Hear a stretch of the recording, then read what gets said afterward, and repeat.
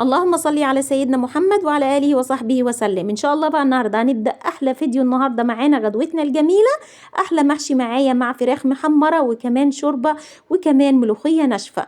يلا بينا نعمل غدوتنا الجميلة دي بكل سهولة. أول حاجة عندي مية سخنة عندي على البوتاجاز، بنزل فيها بصلتين متقطعين وكمان 5 فصوص من الحبهان وورقتين من الورق اللوري، وكمان بنزل عندي من كل حاجة معلقة صغيرة كمون، فلفل أسمر، كركم، بهارات فراخ، واسيبها عندي بقى تغلي على البوتاجاز. اجهز بقى عندي الرز الحشو يا جماعه. عندي هنا بقى كوبايه رز صغيره، بنزل عليها ببصله صغيره كمان وشويه كده من الفلفل الاسمر وكمان الكمون وشويه من الملح صغيرين ومعلقه سمنه يا جماعه. بخلط كل المكونات كده مع بعض، وبعد كده بحشي عندي الفرخه زي ما حضراتكم كده شايفين، وبغزها عندي بالسكينه من الجنب ما شاء الله. وبعد بقى اما بتغلي معايا الشوربه بنزل عندي بمعلقه ملح كبيره وبروح نازله عندي بالفراخ.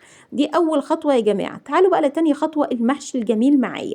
بصلتين عندي بنزل فيهم بزيت سخن، وبعد كده بشوحهم عندي بشويه من الملح والفلفل الاسمر ومعلقتين كبار من التتبيله، وبروح بقى نازله عندي بعصير الطماطم مع شويه كده من الملح وكمان الفلفل الاسمر والكمون.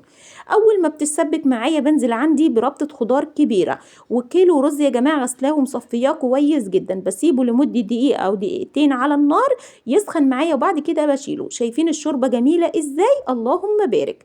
هنا بقى نرجع للمحشي بتاعنا. بروح مزوده بقى عندي شويه كده من الملح وكمان شويه من الزيت ومعلقه كبيره من النعناع الناشف، واحشي بقى عندي احلى كوسه وبتنجان يا جماعه.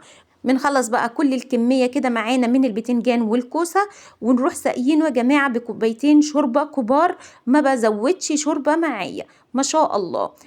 هنا الاول بروح حاطه عندي مكعب ماجي علشان يعلي التست معايا كويس جدا. اللهم بارك. ودي بقى احنا حطيناه دلوقتي على البوتاجاز مع كوبايتين من الشوربه الكبار. تعالوا بقى دلوقتي نعمل احلى ملوخيه ناشفه. طاسه سخنه فيها زيت، وبنزل عندي معلقه كبيره من الثوم اشوحه كده شويه صغيرين، وبنزل عندي بكوبايتين مقدار كوبايه الشاي العاديه من الشوربه وكوبايه من الملوخيه الناشفه، واقلب بقى كله عندي كده بالمضرب معايا تقليبه واحده. بنزلها بقى دلوقتي من على النار واجهز احلى صينيه معايا جميله جدا. احلى محشي استوى، والفراخ حمرناها كمان، والملوخيه الناشفه والشوربه. اتمنى حضراتكم تجربوها، واتمنى مش تنسوا تكتبوا لي تعليقاتكم على الفيديو. والسلام عليكم ورحمه الله وبركاته.